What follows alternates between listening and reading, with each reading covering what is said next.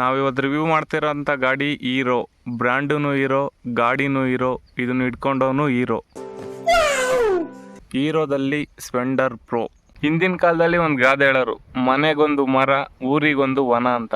ಈಗಿನ ಕಾಲದಲ್ಲಿ ಮನೆಗೊಂದು ಗಾಡಿ ಇರಬೇಕು ಅಂತ. ಈಗ ಬರುವಂಥ ಗಾಡಿಗಳು ನ್ಯೂ ಮಾಡೆಲ್, ಒಳ್ಳೊಳ್ಳೆ ಫ್ಯೂಚರ್ಸ್ ಇದೆ. ಆದರೆ ಓಲ್ಡ್ ಗಾಡಿ ಫ್ಯೂಚರ್ಸ್ ಬೇರೆ, ಈ ಗಾಡಿ ಫ್ಯೂಚರ್ಸ್ ಬೇರೆ. ಈಗೆಲ್ಲ ಗಾಡಿಗೆ 5 ಸ್ಟಾರ್ ಬಂತು ಅಂದರೆ ಅದೇ ಗ್ರೇಟು ಅನ್ನಂಗೆ. 5 ಸ್ಟಾರ್ ಬಂದರೆ ಜನಗಳು ಅದ್ರ ಮೇಲೆ ಬೀಳೋದು. ಹೊಸ ಗಾಡಿಗೂ ಹಳೆ ಗಾಡಿಗೂ ಏನು ವ್ಯತ್ಯಾಸ ಅಂಬೋದು ಇವತ್ತು ತಿಳ್ಕೊಂಬನ. ನಾವಿವತ್ತು ರಿವ್ಯೂ ಮಾಡ್ತಿರೋಂಥ ಗಾಡಿ ಹೀರೋ. ಬ್ರ್ಯಾಂಡೂ ಹೀರೋ, ಗಾಡಿನೂ ಹೀರೋ, ಇದನ್ನು ಇಟ್ಕೊಂಡವನು ಹೀರೋ. ಹೀರೋದಲ್ಲಿ ಸ್ಪೆಂಡರ್ ಪ್ರೋ. ಸ್ಪೆಂಡರ್ ಪ್ರೋಗಿನ ಹಿಂದ್ಲು ಮಾಡ್ಲಿಕ್ಕೆ ಹೋದರೆ ಸ್ಪೆಂಡರು, ಸ್ಪೆಂಡರ್ ಪ್ಲಸ್ಸು, ಅದರಲ್ಲಿ ಹೀರೋ ಹೋಂಡಾ ಎರಡೂ ಇತ್ತು. ಈಗಿನ ಹುಡುಗರೆಲ್ಲ ಜಾಸ್ತಿ ಇಷ್ಟಪಡೋದಂದರೆ ಒಳ್ಳೆ ಲುಕ್ ಇರ್ಬೇಕು ಗಾಡಿ ಅಂತ ಹೇಳ್ತಾರೆ. ಆದರೆ ಇದು ಜಮಾನದಲ್ಲೇ ಈ ಗಾಡಿಗೆ ಈ ಲುಕ್ಕು ಕೊಟ್ಟವ್ರೆ. ಈ ಗಾಡಿಗಿನ ಲುಕ್ಕು ಇನ್ಯಾವ ಗಾಡಿಗೂ ಇಲ್ಲ. ಈ ಗಾಡಿ ಮಿರರ್ ನೋಡ್ತಿದ್ರೆ ಹೆಣ್ಮಕ್ಳು ತಲೆ ಮೇಲೆ ಗುಲಾಬಿ ಹೂವು ಮುಟ್ಕೊಂಡಂಗೆ ಕಾಣುತ್ತೆ. ಆದರೆ ಈಗ ಬರೋ ಗಾಡಿಗಳೆಲ್ಲ ಈ ಥರ ಮಿರರ್ ಕೊಡೋದಿಲ್ಲ. ಈ ಗಾಡಿ 2013ನೇ ಮಾಡಲು ಗಾಡಿ ಇದು. ಆಗ ಶೋರೂಮ್ ರೇಟು 64,000 ಇತ್ತು. ಈಗ ಬರೋ ಗಾಡಿಗಳೆಲ್ಲ 1,10,000 ಮೇಲೆ. ಆದರೂ ಇವತ್ತು ಆ ಗಾಡಿಗೂ ಈ ಗಾಡಿಗೂ ಇರೋ ವ್ಯತ್ಯಾಸ ತಿಳ್ಕೊಂಬನ. ಇವತ್ತು ನಾವು ಗಾಡಿ ತಗೋಬೇಕಾದ್ರೆ ಶೋರೂಮ್ಗೆ ಹೋದಾಗ ನಾವು ಫಸ್ಟು ಖುಷಿ ಪಟ್ಟಿದ್ದಂದರೆ ಶೆಲ್ಫ್ ನೋಡಿ. ಯಾಕಂದರೆ ಆಗಾಲೆ ಶೆಲ್ಫ್ ಎಲ್ಲ ಗಾಡಿಗೂ ಬರ್ತಾ ಇತ್ತು. ಹಳೆ ಗಾಡಿಗಳ ಮೀಟ್ರು ಹೊಸ ಗಾಡಿಗಳ ಮೀಟ್ರಿಗೂ ಭಾಳ ವ್ಯತ್ಯಾಸ ಐತಿ. ಸರ್ವಿಸ್ ಮಾಡಿಸಿಲ್ಲ ಅಂದರೂ ಸಿಗ್ನಲ್ ಬರುತ್ತೆ, ಸ್ಟ್ಯಾಂಡಿನ ಸಿಗ್ನಲ್ ಬರುತ್ತೆ, ಇಂಜಿನ್ ಸಿಗ್ನಲ್ ಬರುತ್ತೆ. ಆದರೆ ಇದರಲ್ಲಿ ಯಾವುದೂ ಇಲ್ಲ. ಮೀಟ್ರ್ ಬೋರ್ಡಲ್ಲಿ ನನಗಿಷ್ಟ ಇದ್ದಾನೆ ಇಲ್ಲೊಂದು ಸ್ಪೆಂಡರ್ ಪ್ರೋ ಅಂತ ಇತ್ತು. ಈ ಗಾಡಿಗೆಲ್ಲ ಈ ಥರ ಸ್ಟ್ಯಾಂಡ್ ಕೊಡಲಿಲ್ಲ ಅಂದರೆ ಈ ಗಾಡಿಗಳು ಹಜಾರ್ನಲ್ಲಿ ಒಂದು ಹೆಸರೇ ಮಾಡ್ತಿರ್ಲಿಲ್ಲ. ಹಳ್ಳಿಗೆ ಉಪಯೋಗ ಆಗೋಂಥ ಸ್ಟ್ಯಾಂಡ್ ಇದು.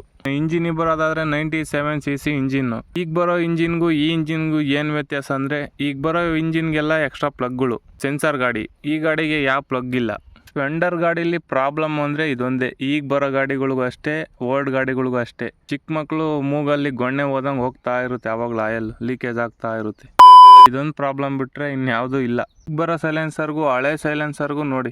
ಇದು ಹಳೆ ಸೈಲೆನ್ಸರು, ಸೈಡಿಂದ ಏನು ಸ್ಕ್ರ್ಯಾಚ್ ಆಗಬಾರ್ದು ಸೈಲೆನ್ಸರ್ಗೆ ಎಂಬುದರಿಂದ, ಮತ್ತು ಕಾಲು ಸುಡಬಾರ್ದು ಬೇಗ ಇದ್ರ ಮೇಲೆ ಇಟ್ಟಾಗ ಅಂಬೋದಕ್ಕೆ ಇದು ಸಪೋರ್ಟಿಗೆ ಕೊಟ್ಟಿರೋದು. ಇದು ಈಗ ಬರೋ ಗಾಡಿಗಳಿಗೆಲ್ಲ ಇಲ್ಲಿಗೆ ಲಾಸ್ಟ್.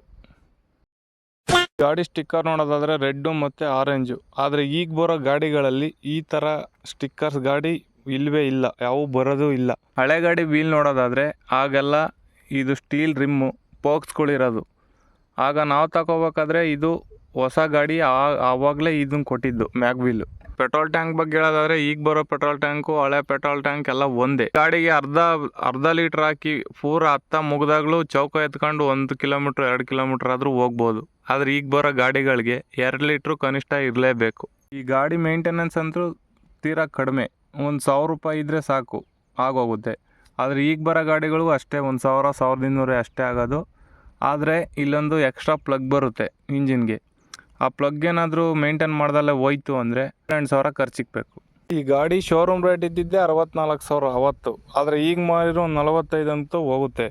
ಅದು 13 ವರ್ಷದ ಗಾಡಿ ಇದು. ಆದರೆ ಈಗ ಬರೋ ಗಾಡಿಗಳು 1,15,000 ಮೇಲೆ ಅನ್ಕೋಣ. ಈಗ ಬರೋ ಗಾಡಿಗಳು 1 ವರ್ಷ ಓಡಿಸಿದ ಮೇಲೆ 40,000-45,000 ಕೊಟ್ಟರು ಹೋಗಲ್ಲ. ಯಾಕಂದರೆ ಸೆನ್ಸಾರ್ ಗಾಡಿ, ಸೆನ್ಸಾರ್ ಪ್ರಾಬ್ಲಮ್ ಬರುತ್ತೆ ಅಂತ ತಾಣಲ್ಲ. ಈ ಗಾಡಿಗಳ ಬಗ್ಗೆ ನಾವೇನಾದರೂ ಹೇಳೋದಾದರೆ ಒಂದು 15 ಒಳಗಿರೋಂಥ ಗಾಡಿಗಳು ಓಲ್ಡ್ ಮಾಡಲು ಈ ಥರ ಗಾಡಿಗಳನ್ನ ಯಾರು ಕೊಡಬೇಡ್ರಿ. ರೆಡಿ ಮಾಡಿಸ್ಕೊಂಡು ಈ ಥರ ಗಾಡಿಗಳ್ನ ಇಟ್ಕೊಳ್ರಿ. ಈಗ ಬರೋ ಗಾಡಿಗಳೆಲ್ಲ ಸೆನ್ಸಾರ್ ಗಾಡಿ, ಸೆನ್ಸಾರ್ ಪ್ರಾಬ್ಲಮ್. ಓಲ್ಡ್ ಮಾಡ್ಲಿಗಿರೋ ಬೆಲೆ ನ್ಯೂ ಮಾಡ್ಲಿಗಿಲ್ಲ.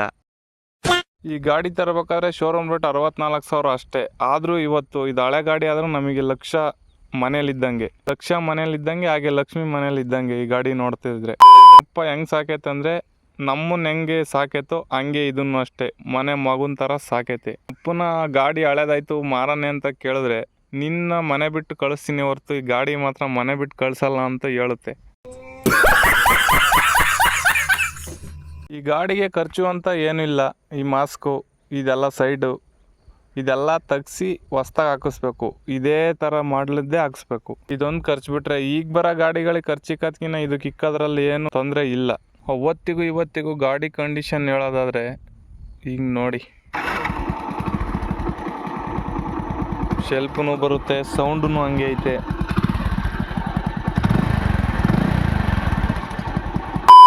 ಈ ಬೈಕ್ಗಳ ಬಗ್ಗೆ ಎಷ್ಟು ಹೇಳಿದ್ರೂ ಸಾಲಲ್ಲ. ಈ ಬೈಕ್ ಹೆಂಗೆ ಅಂದರೆ ಒಬ್ಬ ಮನೆಗೆ ಗಂಡು ಮಗ ಹೆಂಗೋ ಈ ಬೈಕು ಕೂಡ ಹಂಗೆ. ಅಷ್ಟೇ ಕೆಲಸ ಒಂದು ಬೈಕ್ ಕೂಡ ಮಾಡುತ್ತೆ. ಯಾವತ್ತೂ ಸಾಲ ಮಾಡಿ ಒಂದು ಸೂಪರ್ ಬೈಕ್ ತಗೊಂಡು 100 ಜನನ ಮೆಚ್ಚೋಕ್ಕೋಸ್ಕರ ಬದುಕಬಾರ್ದು. ಇದೇ ಥರದ ಬೈಕ್ ಇಟ್ಟು ಅದರಲ್ಲಿ ದುಡ್ದು ಒಂದು 10 ಜನಕ್ಕೆ ಅನ್ನ ಹಾಕೋಷ್ಟು ಬೆಳಿಬೇಕು.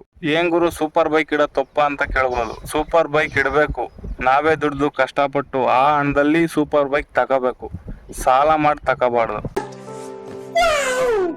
ನಂದು ಮತ್ತು ನಮ್ಮ ಮನೆ ಮಗುಂದು ವಿಡಿಯೋ ಹೆಂಗಿತ್ತು ಅಂತ ಕಮೆಂಟ್ ಮಾಡಿ, ಶೇರ್ ಮಾಡಿ, ಚಾನಲ್ ಸಬ್ಸ್ಕ್ರೈಬ್ ಮಾಡಿ.